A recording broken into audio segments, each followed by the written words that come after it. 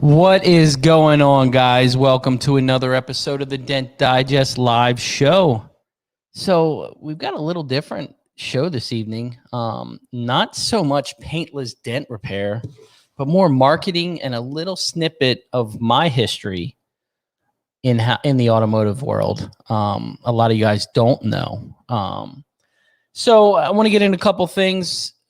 I'm thinking of all my Texas family down there. They're getting crushed with the crazy weather they've got going on. So if you got anybody in Texas, reach out, make sure they're okay, and just say, hey, if you need anything. But there's nothing you can do from Maryland to Texas. But it's good thoughts. But anyway, it's just crazy times. Today we were closed. We had a major ice storm, and it looks like snow, but it's like little beads of ice. So it's kind of an interesting weather we have here. Just means we're going to have an amazing hail season. So, that's what it's definitely coming to. We do have a couple events. We have Crystal from Push Metals event coming up, and you also have Dave Stream's Dream seminar virtual show coming up in April. So if you guys don't know about that, look into that and sign up sooner than later because the rates will go up. So I need to give a shout out to Albert over at OC Recon. Thank you. He sent me a shirt over. It's nice new long sleeve t-shirt. So thanks for the shirt, Albert. And I want to get into a couple tools. So we're going to start out with the easier one. Last week I did bring this Anson Lifesaver on, and I ended up picking up some of the picks. And this is a great idea. Interchangeable picks. I don't have a pick set, so this was a perfect fit for what I needed. So you have this longer stainless pick.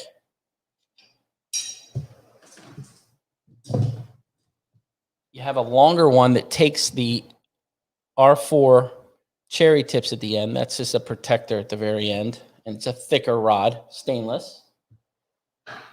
And you have this smaller one that I thought was going to be a huge addition. Fantastic. Black oxide, super sharp. So I think this thing from Anson is going to be a 100% hit if you're running this hub system. That all the Reaper rods and all that stuff run. So fantastic idea with the inline hub. So I want to bring a tool on that was a little controversy last week, and it is these executioners. I got them last Friday, and I was like, okay, so let me look at these. And we were all working off of photos of the stand liner tools and the executioners and going through all of that drama. And I was having a hard time looking at both of these and saying that they were the same. It's more of a shave tool. It's not really round. It's different material. Obviously, this hoop is in that same ream, but it's just different. And I'll be honest with you, everybody knows John Vidine and I are good friends. But I almost think, and I've been a huge push for the hood and deck set for Excalibur. But if you're in the market, I think this is your best bang for your buck. I had a Subaru hood up by the hinge, a dent right by the hinge. Couldn't get it with the hood and deck set. Couldn't get it with the AKs. Just could not get to it. I was like, let me try these. Let's bust them out of the box. We get them out. Stick this in the hole. Absolutely fantastic tool. Reason why. There's two reasons. I used this was on the bottom panel. This was pushing the dent, and it pushed such a soft amount that it didn't make pick marks. It pushed super nice, super easy. Thank you, Excalibur and the Dent Reaper and A1 Tools for putting this out. it's really, really a fantastic tool. Everyone that's called about them, what I thought, they're really, really good. I mean, like I said, if you're in the market, go to these. I mean, I think you could do these instead of just the hood and deck, but I still love the hood and deck set, but they work really, really well. So I like that you get that leverage in this area, that you can use the heel of the tool. So fantastic job. Even though it had a little controversy and some drama, but it's just a great, great tool. But I really want to get into this show. It's going to be a long one. I've got a dear friend of mine on here and kind of give you a little history of our friendship and, where I learned a lot of the grassroots marketing from. So let's get over with me rambling about nothing. Let's get my good friend on, Mr. Edmund Hahn. What's going on, buddy? Hey, look at you jumping right in. Thanks for the warning. Hey, we don't give warnings here. This is the real deal. And that's how we do. What do you need a warning for? This is just like our monthly chat. That's it. Me and you just shooting the breeze. So you live in New York, in the crazy world of New York. Yes, I do. Is all I know. And it's funny. I went to Edmund's wedding, and me and Ash get a hotel not far from where the venue was, and it was in Chinatown. And Edmund and I, we'll get into the history, but I spent more time with Edmund than I did with my wife or a lot of my friends. We spent a lot of time in hotels together, and I cannot do Chinese food. Okay. Yeah, he only uses yellow mustard. Only yellow mustard. No deli mustard for this guy. Yes. And this guy, I would come to New York and he would go and run to the grocery store to pick up yellow mustard because all the restaurants there use deli mustard. And I'm like, this is not going to work. Like, it's just the worst. This guy. But anyway, so let's get into our story, how we kind of met. I want to get rolling into some good stuff for these guys to leave with this show. And I just want to give a little backstory. I'm going to let you roll with it. You go ahead. You go talk about Orange and how it was built and what you did and how I came along. And I just kind of ripped you away from it and made you mine and made you my permanent roommate on the road. So a lot of you guys don't know, I was used to build some cars in the industry, some Hondas. I was a big Honda guy. Still am a Honda guy. But I built this orange car, kind of got onto the show scene, and this was 20 years ago. And it was one of those cars that a lot of guys looked at and they're like, what in the hell is this guy doing? What is he doing? Why would he put that on there? What would he do that for? And I had a good friend, TJ, and he had a bunch of sponsors. And he's like, hey, you got to meet my buddy Edmund. And I was like, okay, whatever. Sure. So we meet Edmund and we just straight hit it off, what I remember. And we just started going to shows, and Edmund worked for a company called Clean Tools. How long did you work for Clean Tools, Ed? I think on and off, probably the whole tenure was probably a good 6 or 7 years, a good long run. And what Clean Tools is, you guys may not know the name. If you've ever used the absorber chamois, that's that company. Fantastic product. Edmund was kind of in charge of pushing the product called the Glosser, which was a fairly new product. No one's really even still came out with a product that's somewhat similar to it. You know what I mean? So after we became friends, he became a sponsor. We started building that relationship. Edmund was really, really big in keeping his marketing budget low and getting as much exposure for this company, which all of us do. All of us want to spend as little money as we can to get as big of a crowd and as big of a draw as we can for as little money. How did you come up with some of the ideas, and we'll get into those ideas of making that happen for that company that you were working for? It was a lot more challenging back then, I would say, because we didn't have platforms. It was just real traditional, print to paper, billboards, print ads, and it was just, there was no social media. I mean, heck, we almost didn't even have internet back then. Yeah. It was way, way before any platforms were even built. Google was barely just launching. Yahoo was kind of dominant at the time. So it was, I mean, grassroots was a real word back then because it was really grassroots. It was boots on the ground, and you had to make relationships, and you had to build those bonds, and things had to make sense. A lot of people looked at marketing, still do, as like a very glorified industry. And, it's so much fun. You could spend all this money and really do nothing. They just don't understand the grind of, doing what we did, flying into 15, 16 different cities every single year during the car show season, like a recon mission, fly in Friday morning, run to the venue, set up for the show, have a show on Saturday, tear down the show, run back to the hotel, leave on a morning flight on the Sunday, go back to New York, go back to your day job Monday through Friday, do it all over again next week, over and over and over and over again, and And if you you were would, building, and one thing I want to say is Clean Tools, you were the new import guy, okay? And you were going with the old boys. And let me tell you about Clean Tools. Clean Tools man, oh man, has some of the best cars in their booths in the world. They have relationships with Foose. They have relationships with all these serious car builders. And they literally have the best cars in their booth. If you go to a Clean Tools booth at SEMA, by far, Class A, Riddler winner type car in their booth every single year. Yeah, so you were against the good old boys. You know what? It was funny because, I was against the good old boys, and then I was kind of educating the good old boys.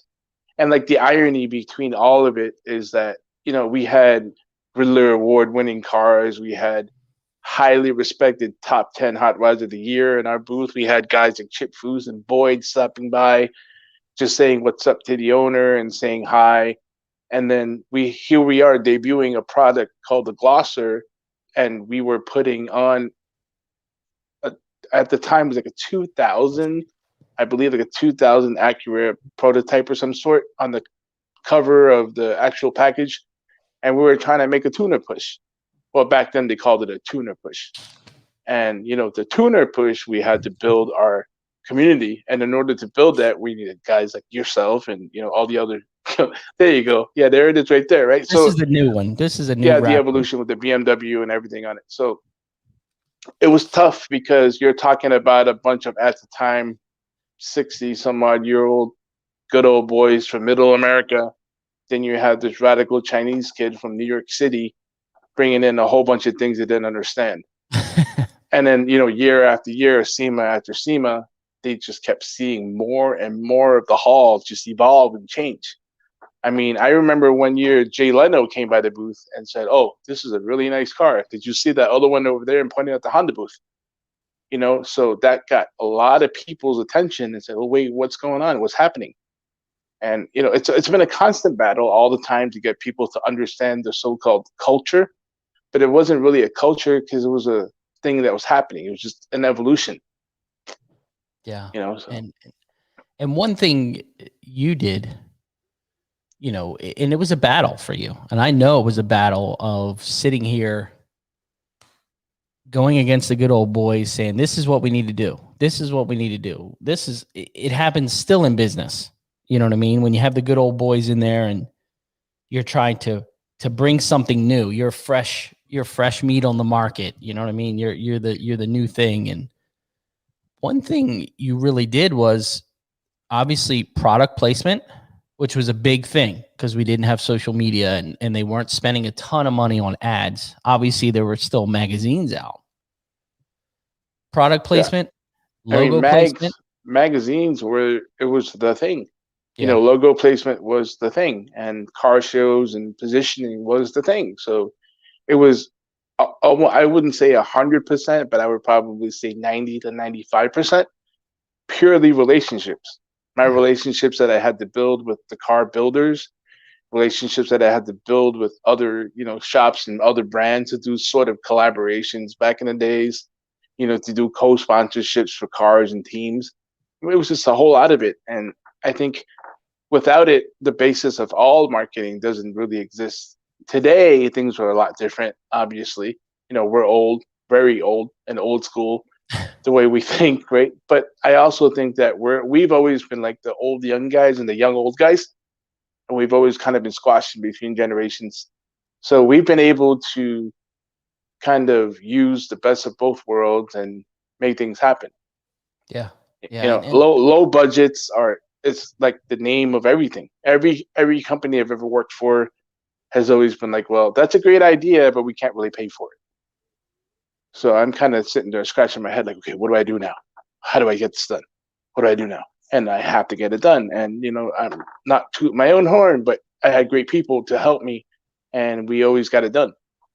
Well, you know what it was, and you keep saying that. And I'm a huge,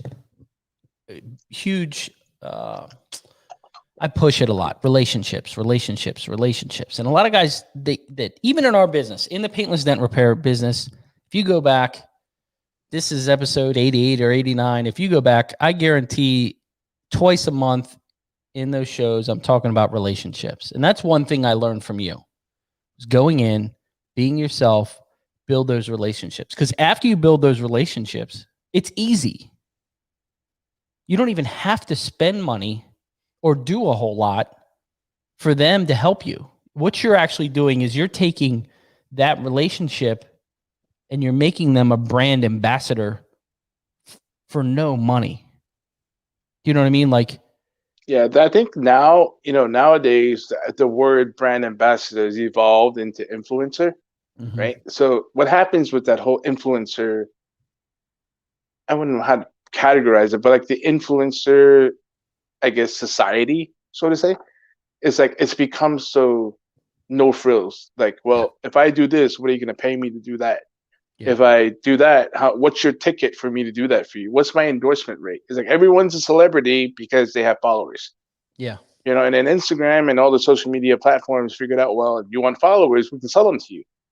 So then it becomes like a money game, and nothing's organic, right? Yeah. So grassroots marketing is really just, you have to be very organic. And, for me, luckily and unluckily, I've been in two very, very superficial industries, the aftermarket automobile game, car parts, hooking up cars, doing car shows. So it's all about glitz and glam and who's more expensive and who's prettier.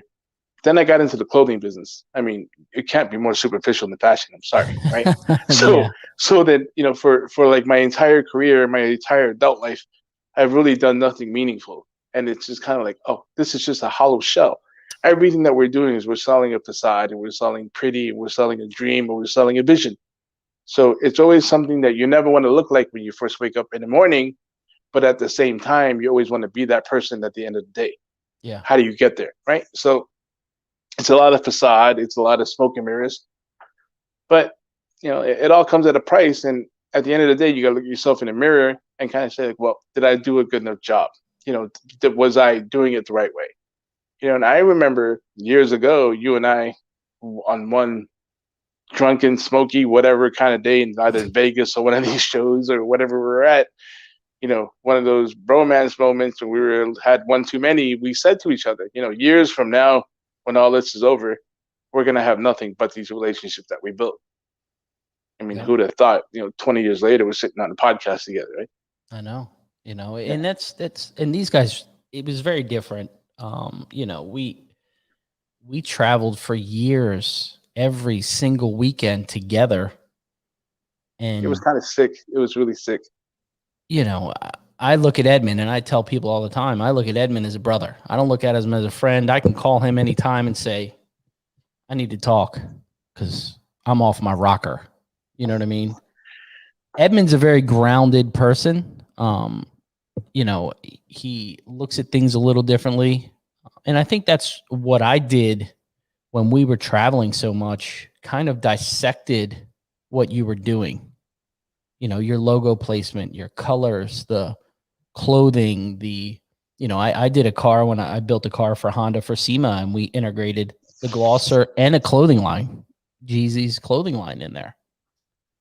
But what took precedent was Ryan's signature on the hood, though. You got to remember that. I've been trying not to say that. We got to talk about that. That's part of it too. Talk about that. And it is. And there was, a time to where I built this car and it was getting ready to go to SEMA.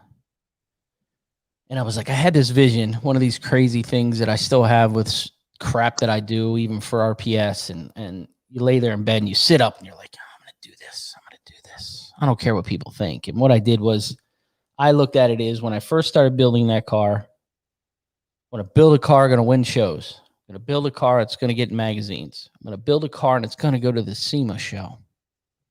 And I told my mom that, and she's like, okay, cool. Yeah. And I'm an East Coast boy, which was very hard to get cars to SEMA. And we go back to obviously the relationships and your network of people that help you get there. And I said, I'm going to put my signature on the hood, because I look at it as it's going to SEMA. It's made it. You know what I mean? I'm there. So I have this signature that's not even mine. I'm going to say that out there. It's not even my signature, because my signature looks like hell. And my buddy Burnie, that's it.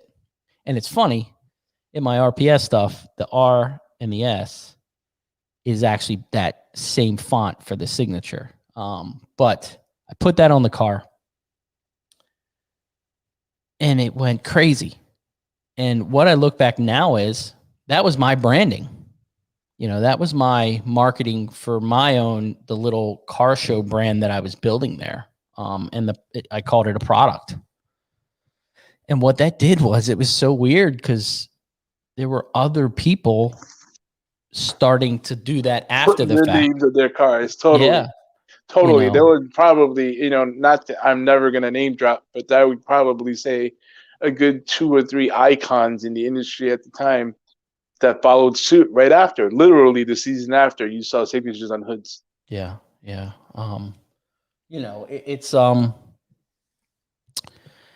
It's and what I was doing was I was a student watching you do what you did. And with every glosser car you had the lower part of the windshield, when at that time, nobody was putting stickers there. It was always clear. And I just kind of dissected what you were doing with the clothing, with the relationships, and what I did was, I look back now, you look back in life and you're like, man, how did I get here? And you look back and you're like, oh, okay. I see how that converted to where we are now. And it's the basic things. And what we keep saying is grassroots. What I do. Everybody's seen my social media stuff and my business, and big on colors and big on repetition, your logo. And that was the same thing then. When you're building a brand and you're trying to do something very small, you need to jam that logo in their face, because nobody knew what the glosser was. It's almost obnoxious because, I'll be honest, I think what we did back then, we made the name so big that the product didn't even matter. People didn't even care what it was. They thought the glosser was a team. They didn't even know that it was a product, to be honest with you. Yeah. Because, it was some of the best import cars in the industry. Yeah, it really was. And that was before websites were big, and it was shirts.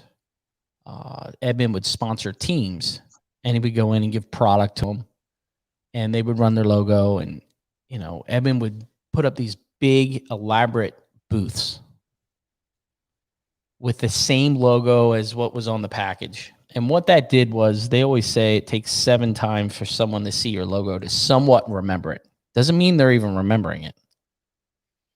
It's that impression rate.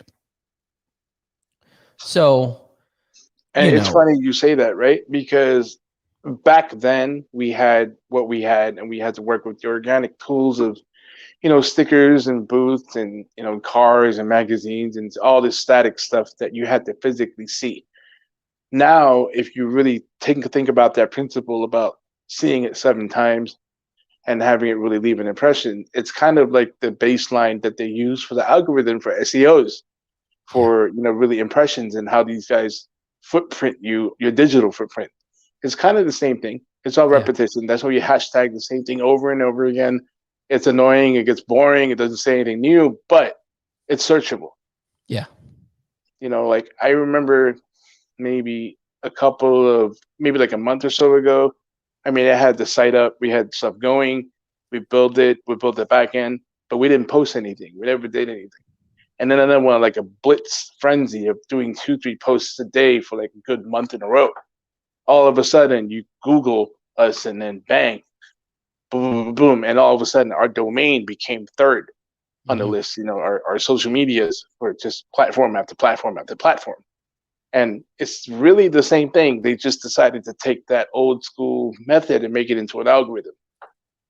Now, what's your feeling now? Do you still think that the grassroots is beneficial in small business, or do you think it's mostly, I know my feeling on it, but what's your feeling? Do you think it's mostly web-based marketing now, or do you think the physical grassroots going out there and doing certain things in your market can be, promising?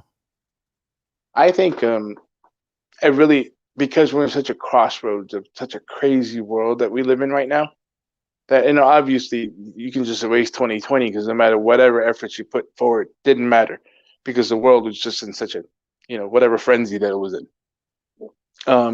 I think now with like a lot of retail, really, at least retail for buying things and not service oriented retail, it's really kind of gone by the wayside. So much of it is all online shopping that a lot of people are paying and are willing to pay for experiential things. The customer service is really important. Follow up is very important. Case studies are more important than ever. Nobody wants to be the first to be the one to try anything. Everybody wants to be the first to discover something. So how do you, put that there? How do you put that out there to make it real? Then that's where the organic part has to come in. A lot of people, the smoke and mirrors that we were talking about before, it really can't be anymore, because everything's so transparent now. Yeah. The world is this one big window. You can't lie to anybody about anything. Yeah. So now, I think, back to your question, you really need to go back and explore your roots, where you really come from. Your statements that you make, if you make statements, has to be true 10 times over. There's the deception part has to be really put in the back burner. You can't deceive people. You got to put out a good product. For you in the service industry, at the end of the day, when you're done with your call, you know what kind of product you have. Yeah. There's no lying about that, right? And then, for people like me that are in the industry of selling product, we need a testament of time. You need case studies. You need people to actually give you a shot, to give you a chance. But then how do you do that? You can't be afraid to give stuff away like we did back then. We gave away crates and crates of stuff so people can try. So here's the crossroads, right? So now it's like, we got to bring in the old school. Try this. Let me know what you think. Then you write about it. You post about it. You hashtag about it. You do case studies about it. You build content about it. Then you go ahead and you take that, you cross it with the new, version of marketing, and you go ahead and you get it out there, let people know. Now, Takes a lot of time. A lot of stuff. You see his logo behind him. He's just launched a new company, Chubb's Dogs. We're going to get into that shortly. How did you convert from car to clothing? It was really ironic. The car to clothing thing was literally, I was at a trade show for clean tools at the time. It was in the New York area, and they didn't have any reps out this way. So I actually had to go to a retail trade show for like a distributor, and I was doing a booth setup. Then I saw this local company that was selling air fresheners, and they were the guys that were kind of grew up in my neighborhood, knew around the way. And I was giving him some pointers like, oh, you should do your display this way. You should set up your point structure that way, so on and so forth. Fast forward, he said, oh, you know a lot about this stuff. Why don't you come by the office when you get back after the show, and let's talk. So then I was actually brought on to his company to help him sell air fresheners into the car distribution chains that I already knew. And lo and behold, he was a manufacturer. He actually had a license, and he was working at the time with, a couple of big rappers. It was actually Rockaware that owned the brand that was starting for Jeezy. And one thing led to another. We started selling air fresheners, doing that stuff, building relationships, and I actually learned garment from the ground up. Like we were just dropped with the brand in our laps, and we had to figure out how to make a brand, build a brand. So we moved from zero. And when I left, probably 5 or 6 years later, we built that brand to about $10 to $12 million. It was a heyday. So I mean, it was fun. It was a lot of fun, but it was like the same culture. It was a lot of traveling, a lot of hotels, a lot of airplanes, a lot of life isn't real kind of life. And It wasn't. right? It was It was just a lot of smoke, a lot of mirrors, a lot of strobe lights. And then we just kind of transitioned from there. And I left my mark in the clothing industry because it's really like the car industry, but I evolved my role in that from marketing into sales and operations. So then I learned how to build a sales team, I learned how to build the back end. So it kind of gave me like a trajectory change. Okay. But what I was doing was kind of the same thing. The morals, the ethics behind it were the same. As long as you do the right thing, again, relationships, right? First thing I did was I built relationships when I got into the clothing industry. And we're talking 15, 16 years later now to the date. I'm still in it. I still have those relationships. The guys were at my wedding. So I mean, yeah, it's just some things are timeless. And when you do things the right way, they don't really go away. Yeah. The thing you sell, the things you try to sell will change all the time. It's just like circumstances in life. But, the core of it is the same thing.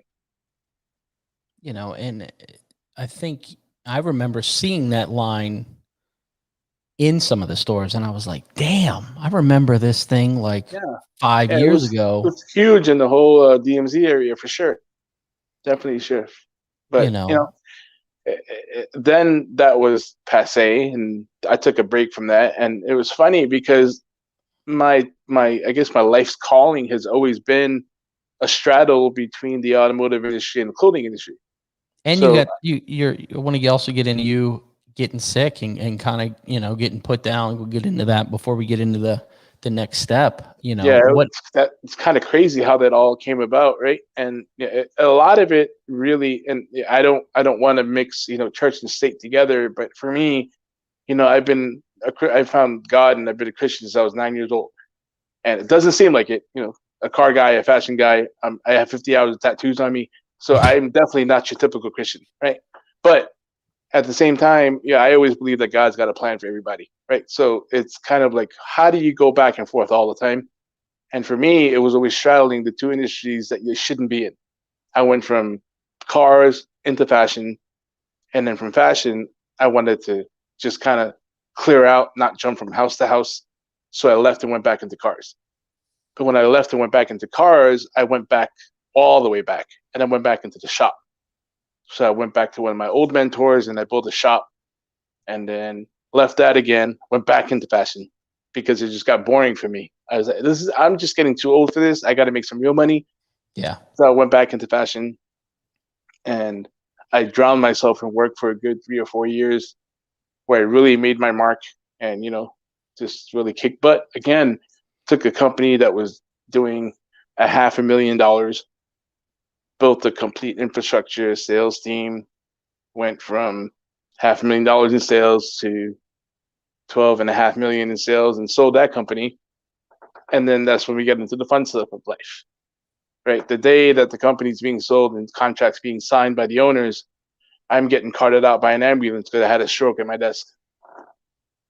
Almost 7 years to the date. So, and then comes that journey of recovery. How do you learn to sit back upright again and stand up again when you're 30-something years old, when you feel like you've experienced the entire world already, and now you got a whole new world you have to conquer? Yeah. What do? You do it. You just get up and you do it. It's like that limited budget thing again, right? Well, I don't really have all the resources to do it, but what do? You have no choice. Get it done. There goes your relationships. Here comes my friends, my family, the wife, the parents, everybody's pick your ass up and do it. So you do it. And then 7 years to the date, and I wanted to make it like that was, during the recovery, I discovered taking CBD really helped a whole lot. And right now it's very controversial. A lot of people have been, I don't know, I'm not sure. It seems like is still illegal, that marijuana or that hemp stigma is still right? But even I got you taking it, Yeah, I mean, and it took a it's worked long wonders. time. Yeah, And yeah. that was, we're going to go back to that relationship end. You know, he's like, dude, I'm telling you, I'm on all these medicines, and I started taking CBD, and the doctor's like, what the hell is, what are you doing? And you're telling him, and he's like, just keep doing it, So, I talked to Ash and I said, what do you think? And she's like, try it, So obviously we did some homework and started, and I've been taking it ever since. And, I've got Shane on it. I feel like a drug dealer sometimes. I'm like, dude, So do I. So do do you I. need some more? Do you need some more? Yeah. So do I. And for me personally, on the CBD end, it's really made me focus. It's really kind of, wouldn't say I had anxiety, but it really kind of made me chill and not really stress so much. Just kind of, I don't know. Yeah, a lot of people see the misconception. Again, I think everything that we do, from we can date it all the way back to selling wet rags like the glosser, to selling clothes to people, to now the CBD thing, and we're soon going to get into Chubbs. It's all about education, and you really have to educate yourself. Don't let other people educate you, right? Yeah. Yeah. So Because, they're I like, was, oh, you're going to have all this energy. You're going to sleep so much better. And I'm like, yeah, yeah, yeah. Never try to everybody. sell a salesman. Never try to con man. Yeah. And for you and I to be marketing guys and salespeople for as long as we have, no one can sell us. Nobody. We don't want to be sold by anybody. We want to sell ourselves, right? So when I was first told about CBD, I was like, I don't know. I've tried. If modern medicine can't cure me and fix me, why is this thing that I've stayed away from my entire life going to heal me? So I tried it. And then, lo and behold, my blood work proved, numbers don't lie. And my blood work proved that, wow, CBD really works. And, the one big factor that I left out throughout the whole thing is on my recovery are my dogs. I've been a bulldog owner for now going on 20 years now, 21 years or so. And now I'm on number 6. Yeah, number 6. And my first 3, I actually bought like most people. And ignorantly just bought them, not understanding dogs and mills and breeders and how inhumane they are to them sometimes. So I bought them, and ignorantly again. And you'll see, like on the first post when I first started Chubbs, that one of the dogs was the reason that I actually got back up. I came home in a wheelchair. The doctor's prognosis was that I will be in a wheelchair for 3 years. I stood up in 3 months. It isn't because I'm Superman. It isn't because I have something that others don't. It's because I literally came home and I had reasons to stand up, and I did. And you'll see in that post that my dog at the time, Munchie, they were home raised dogs. They've always used wee pads, in the house, never walked outside because they were lazy bulldogs, right? They just slept all day, just got up, went to the pad, did what they did. All of a sudden, would stand up kind of like on her back legs and run towards the leash. I wouldn't go in the house, would have accidents. She forced me to walk her when I got home. And then again, the education from CBD kind of, bridged together in my head that dogs can take CBD too. And a lot of people don't understand that people's bodies are actually programmed and wired for these receptors for the cannabinoids to be received in your body. So are canines.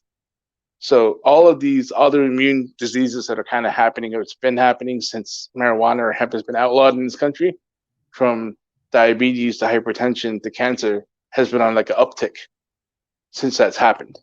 So now you see that there's slowly local regulations that are being loosened up, legalizing. They're talking about federal legalization of marijuana and and hemp products. And then all of a sudden, all of these brands are popping up. How do I make the most money out of this? Yeah. So in my venture, through me finding stuff for myself, I found this great farm and partner out west. And he actually grows everything here. So everything for Chubbs is domestically grown, processed, tested here in the US. And it's very important to, I think, be real with business. So being from 2 superficial worlds that really meant nothing. It doesn't matter how cool your car looks. It doesn't matter how many pairs of clothes or how many pairs of jeans you bought or how many pairs of sneakers you bought, because at the end of the day, you're still you and you didn't change the world. You didn't do a damn thing for anybody, right? Except take their money and put more surplus in this earth. So my next 3 dogs that I ended up having the honor of having were rescue dogs. And that's when I started understanding dog rescue and what it meant. Again, I stuck with bulldogs, and we have Bella and Luna now. And one was a rescue from Tennessee. Poor girl was a little over a year old, year and a half, been rehomed 3 times. The poor thing got stuck on an 18-wheeler and got shipped up from Tennessee to New York to me for my birthday from my boy Jay. Picked her up, and we realized at that time I had another rescue from a friend who wasn't able to keep the dog because the kids were allergic to her or what have you. So we took her in, and then she passed, and we began to realize that you can't really keep a dog by themselves. They're herd animals, they're pack animals.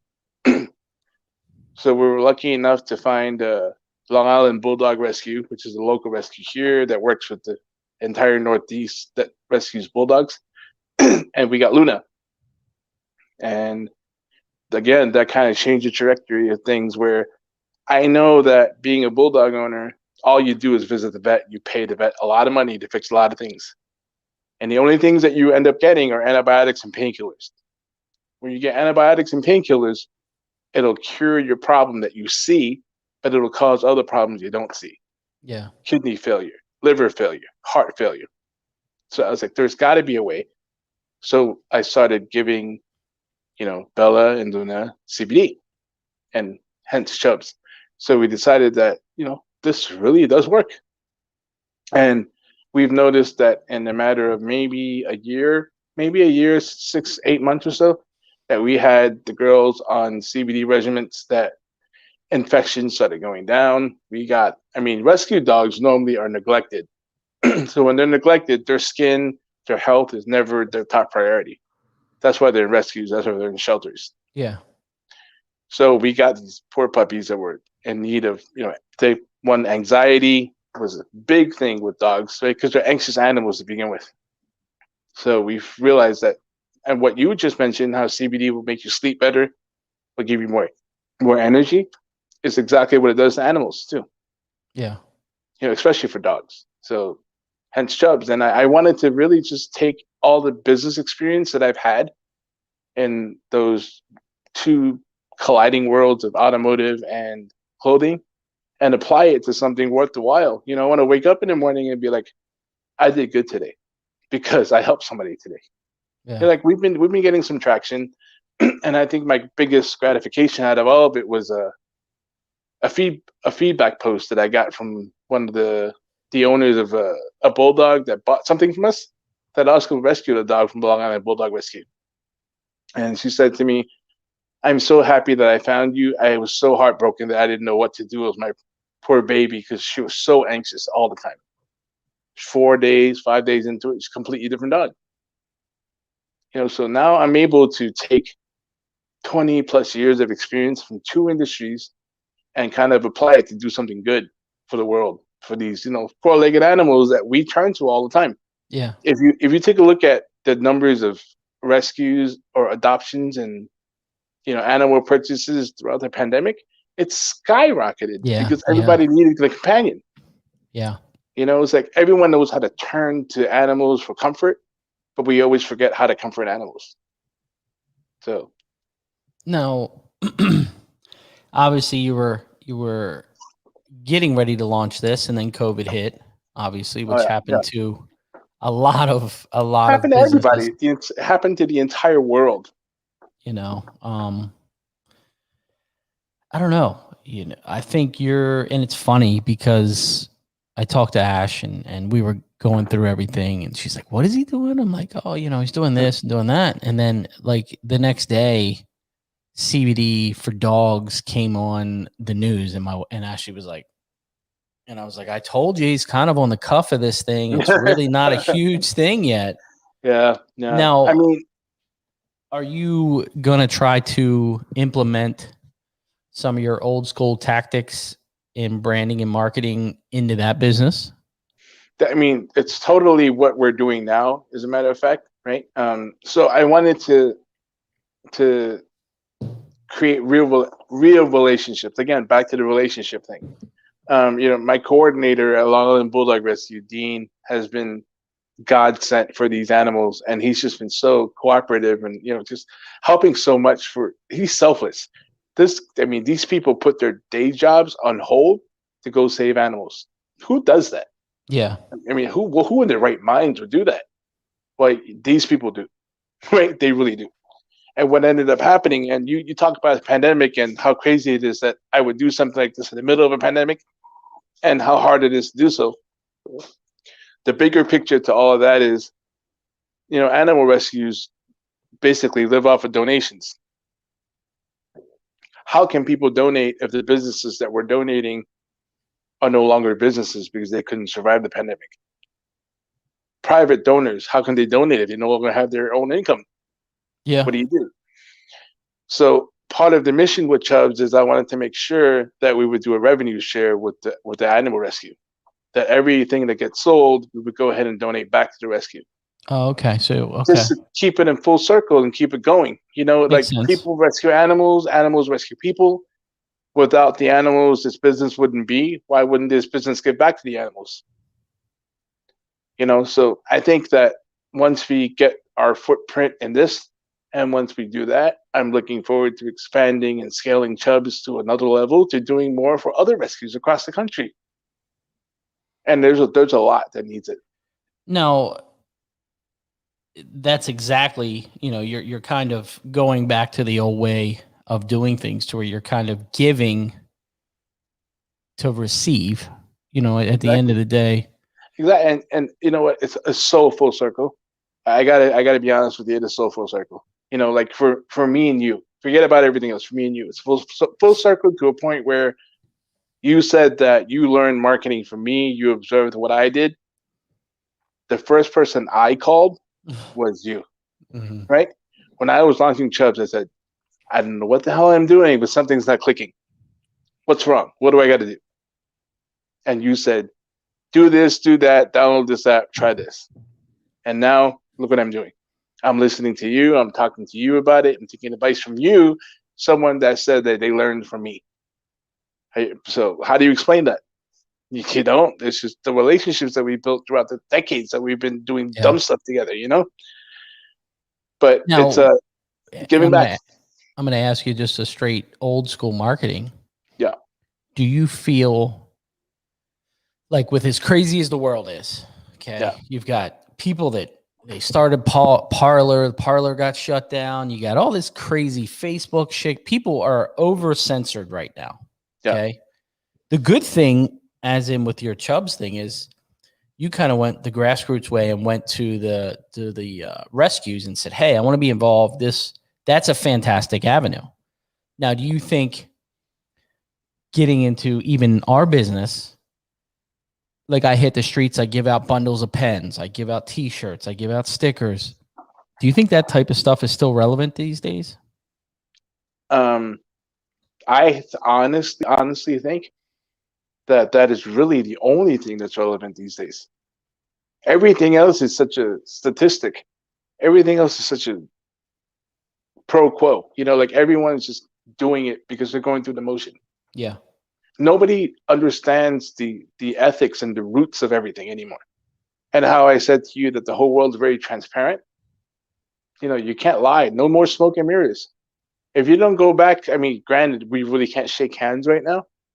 But if you don't really go back to like you said, your strong eye game, right?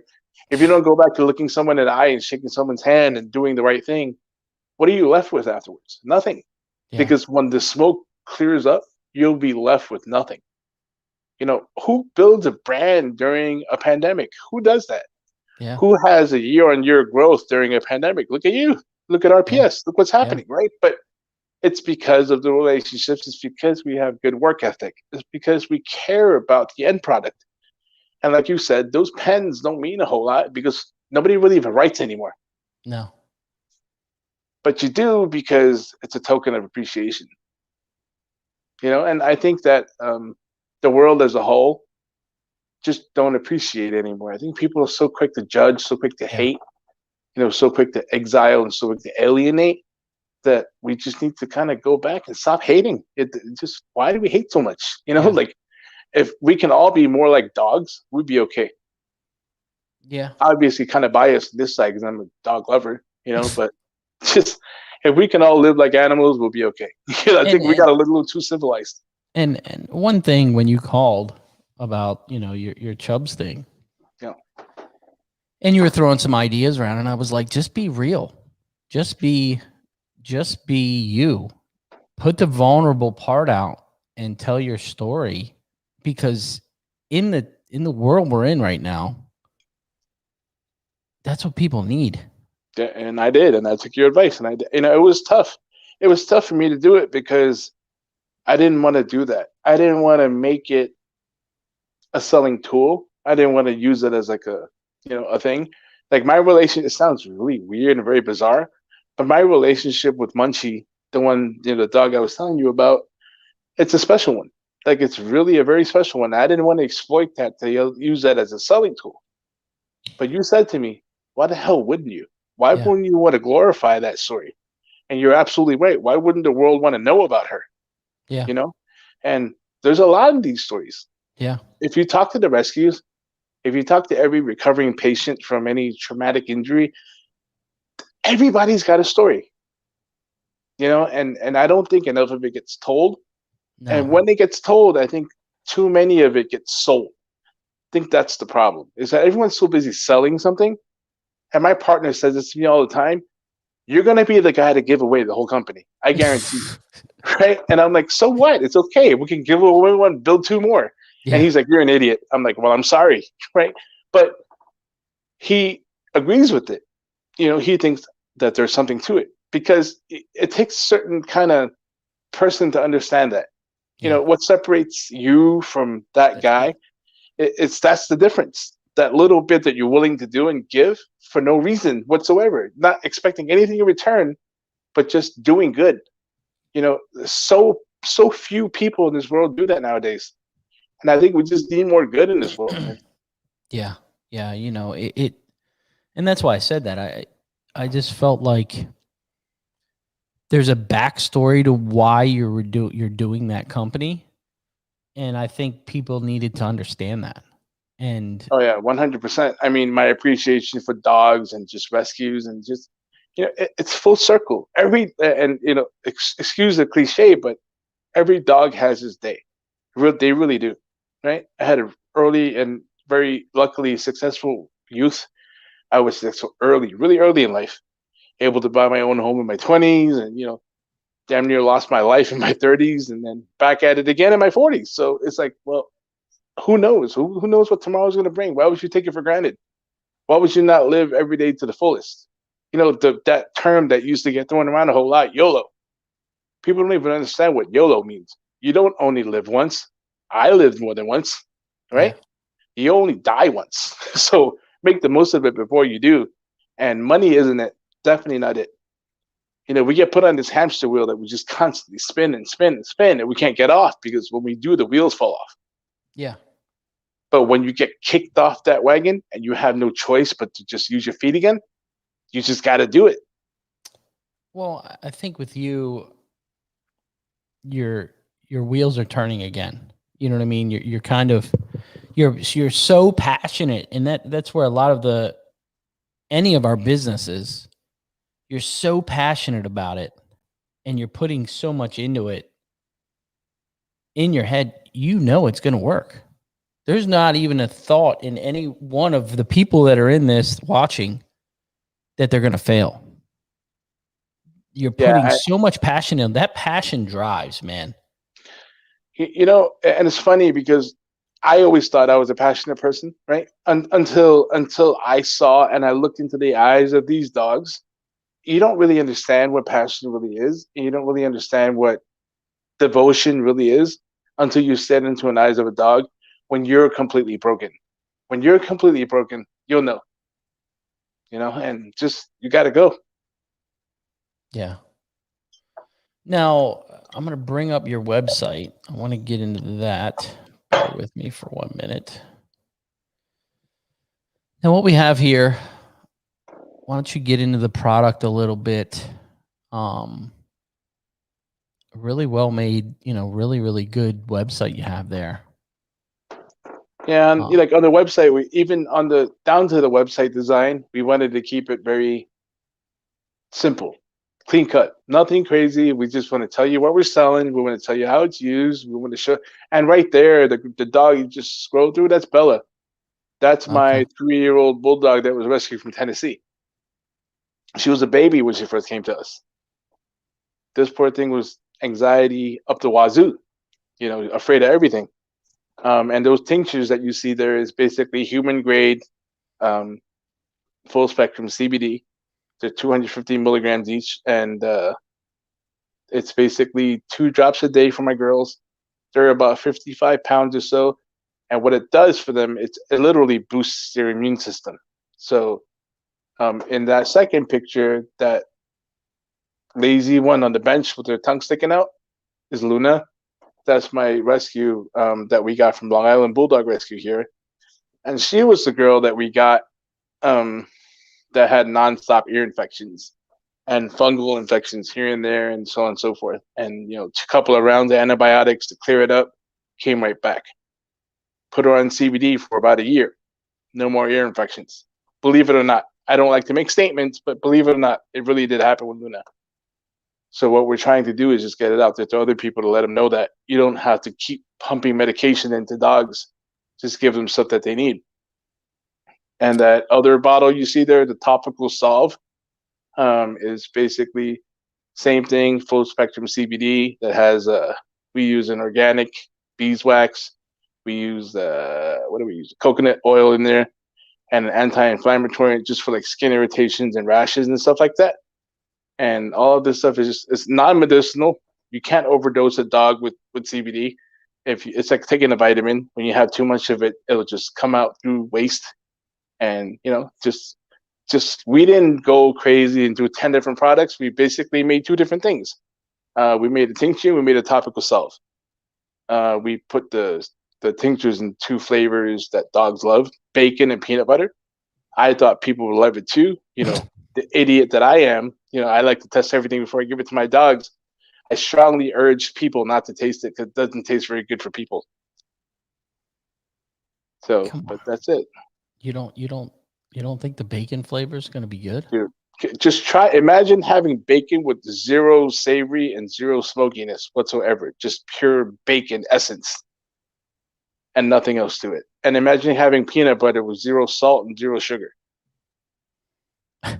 No, exactly. Not so good, bro. Not so good, my brother. It's just And one thing you're doing with that product is obviously the packaging, which looks more premium than most of the CBD packaging.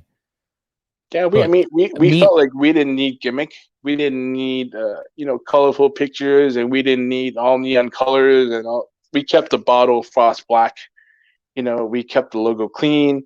We just there's no selling. There's nothing that we need to sell. The product will sell itself. To a point where I'm just literally going out there and doing. So we're doing a part of the project that we're doing with Long Island Bulldog Rescue. Not only are we doing a rev share with them where everything gets sold, we give back a portion of the proceeds. We're actually doing gift bags, donation bags. So every single rescue that will adopt a dog will actually get a gift bag from us. And in there, we'll have a bottle of 2 bottles of tinctures, 1 in each flavor, bacon and peanut butter, and a bottle of topical salve. And show them the bag. I know you have one there. Yeah. It's actually this guy right here. Which actually, he showed me this before, and what it reminds me of is something at the Coach store or Louis Vuitton. It just gives that premium feel, which goes back to the branding part of it. You know what I mean? You'll have like a bottle of the tinctures here. Then we have bacon, and we have peanut butter here, and then we have a bottle of the topical salve here, right? And when you get a dog, I myself have adopted two, right? So I know the experiences. There's a bit of confusion, a bit of nervousness of, oh my God, now I have this dog. What do I do? So when you get your paperwork and you get your, Ziploc bag worth of medication that they come with, it's good to have wellness stuff, Give them this so they'll have a little less anxiety when they're home. And if you feel like that they have a rash or something, here's a little topical stuff. No charge, just take it because you're adopting a dog. Here's our gift to you. Now, one of You know, these guys are asking, does it help dogs during storms? absolutely. Because what's happening during storms for them is that they feel probably 1,000 times more than people do. So when we feel the thunder rumble, they feel that 1,000 times over. So when that shock of lightning and that, thrust of thunder hits, trust me, dogs get scared because they're 1,000 times more sensitive than people are. So absolutely will. But the misconception for a lot of people is this isn't an aspirin or a Tylenol. So you can't just kind of give it to them and have them be pain relieved immediately kind of thing. It's a regimen. You have to look at it as a vitamin, that you're taking a vitamin. So they have receptors in their body that has the stuff that's stored, the endocrinal system that's stored in their bodies. So when you don't have that receptor filled, what ends up happening is that's when all the other stuff builds up, the toxins and the anxiety and all these stuff happens. So You've got one of your old buddies in here, Frank. Big Frank. He says, Hahn is one of my greats. Love my old friends. What's going on, buddy? That was one of our car show guys. Good old boy over there in Cali. So with you doing these rescues and stuff, obviously it's a slow start. You know what I mean? Because right now they're giving the gift bags out, and that's kind of the hook, line, and sinker. Because if they start using it and they like it, then they'll start buying. And you're back to that old grassroots marketing of, which a lot of companies don't do anymore. A lot of companies don't do that in your mindset, in the way that you do things. You're giving it to them. They're going to like it. And then after that, they're yours. You don't even have to market them anymore. I mean, it worked for me, right? When somebody gave me something and I tried it and it worked for me, why wouldn't you buy it again? It makes no sense for you not to, right? Then people will say, but there's other brands out there. You're absolutely right. But then it goes back to the glosser. It goes back to RPS. It goes back to everything else that we've ever done in our entire career. There's always been the other one. Why us? Why are we better? I believe we're better. Why do we believe we're better? Because we're willing to go the extra mile because of back to those relationships, right? Even if we're apples for apples and orange to oranges, it doesn't matter because I'm willing to peel your orange for you. I'm willing to slice your apples for you. They're not. I responded to a message at 2 a.m. from somebody that bought something and said, what do I do with my dog here? And I responded at 2 a.m. because the message popped up. Who else is going to respond and tell them what to do with their dogs at 2 a.m.? Yeah. This crazy guy will, because I'm an idiot. But that's that's who I am. Exactly. Because you don't stop. If you really are passionate about what you do, you don't clock out your passion.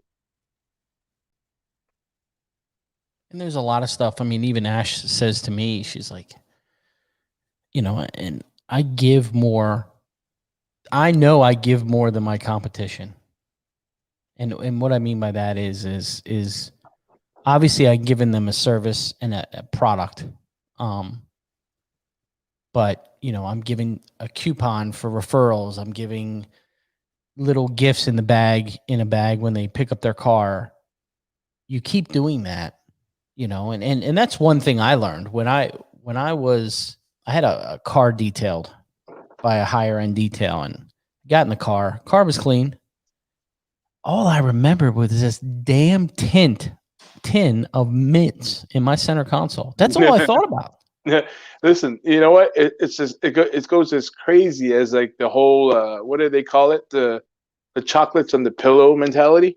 Yes. Right. You go to a fancy hotel and you got turnover service and you leave chocolates on the pillow. Oh my God, I'm so coming back here again.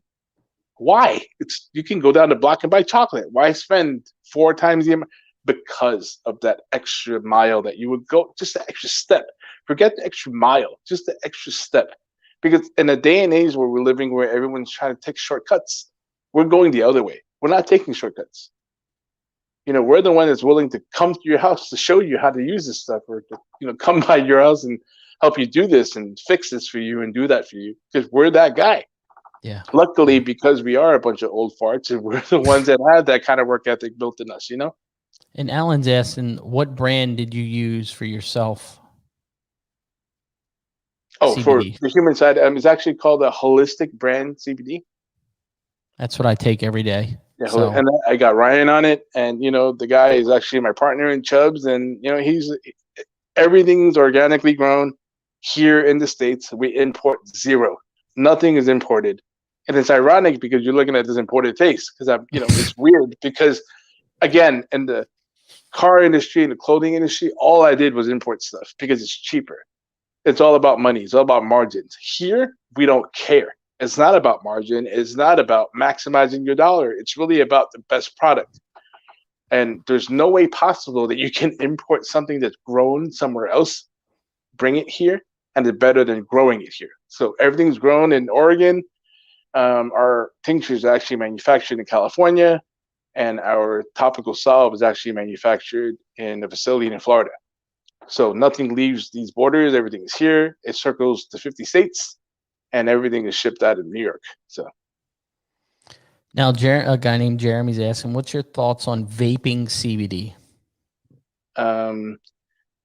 It's a touchy subject because I myself, I will share a personal story, and I'm not going to endorse or unendorse anything, that I've been a cigarette smoker for a really long time. And when I had my stroke, I was actually trying to quit smoking tobacco.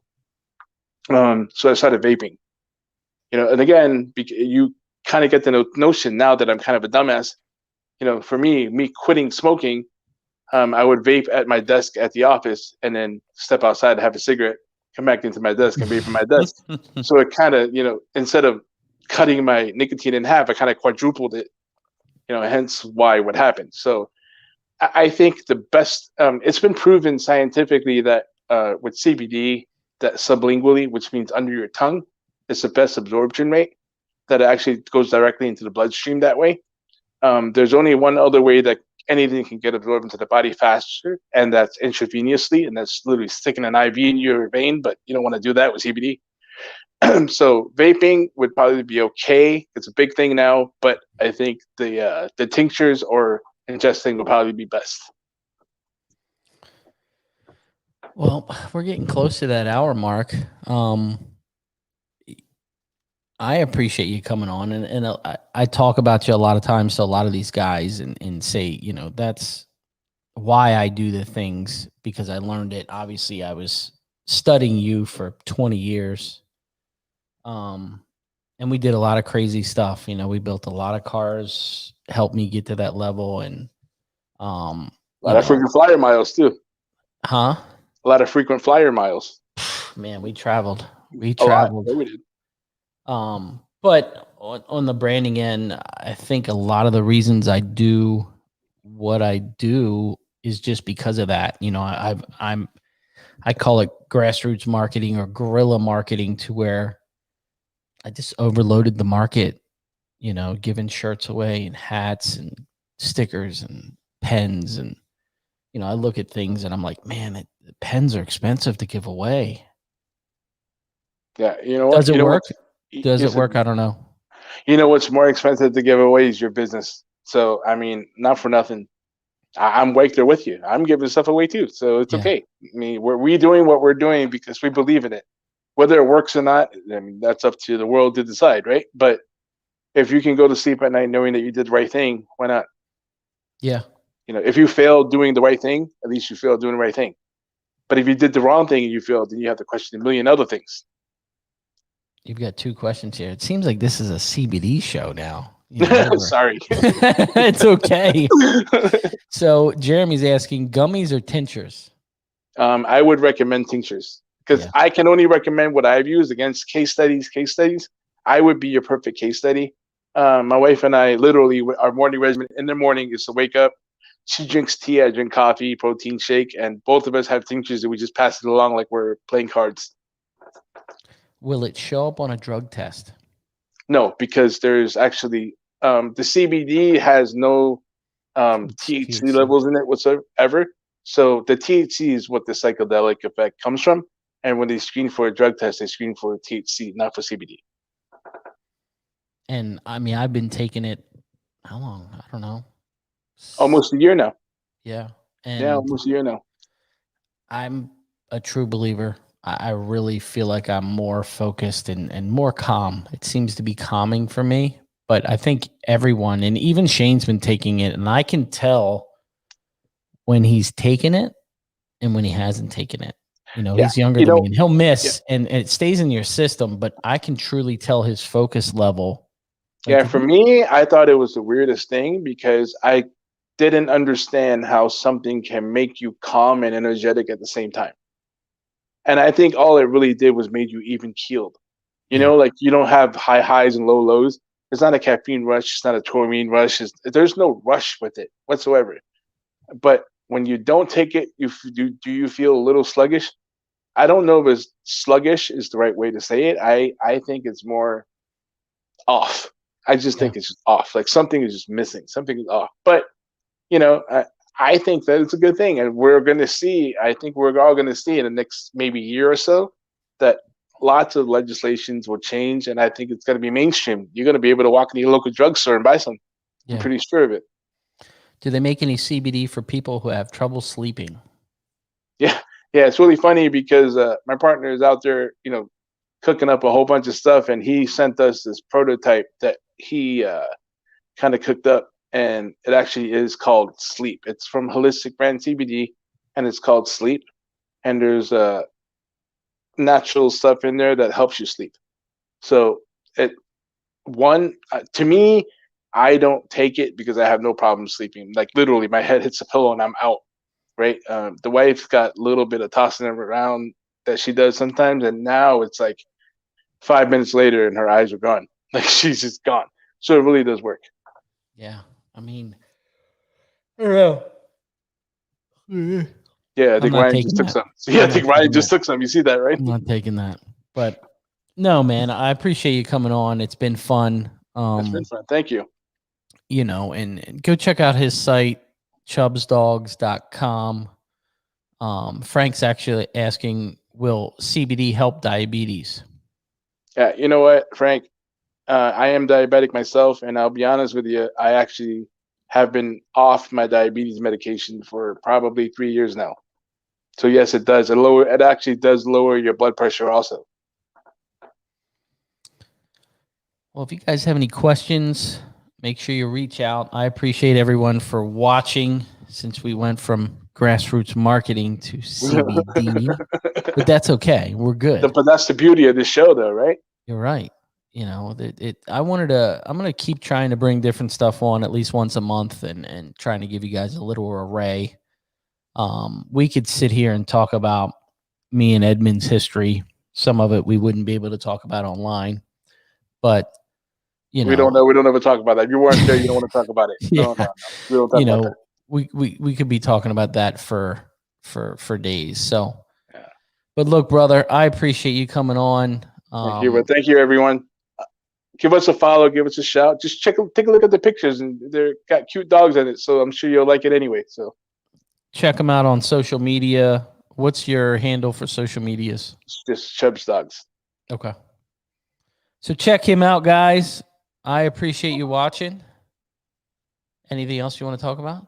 No, that's it. Have a good night. Thank you. I'm sure we'll be back soon because I'm sure people are going to have a lot of CBD questions for Ryan. And you look out for our RPS CBD soon because I'm sure he'll do it. You're right. All right, guys. You have a great evening. See you later. Keep it real.